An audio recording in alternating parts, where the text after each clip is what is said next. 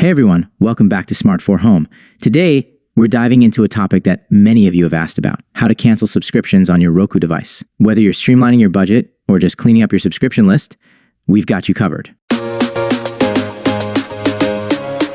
Step: accessing your Roku account. First things first, grab your Roku remote and navigate to the home screen. From there, scroll through your channels until you find the settings option. It usually looks like a gear icon. Once you're in the settings menu, go ahead and select Account. This will take you to your Roku account settings where you can manage all aspects of your subscriptions. Step: managing subscriptions. Now, under the account section, look for the option labeled Manage Subscriptions. Click on that, and you'll see a list of all the subscriptions currently linked to your Roku account. Here, you can review each subscription individually.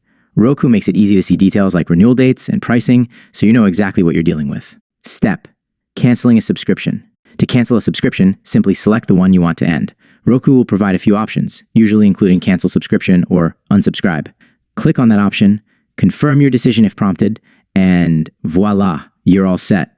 It's important to note that canceling a subscription through Roku stops future billing, but you'll still have access until the current billing period ends. So, no need to worry about losing access right away. Conclusion. And there you have it.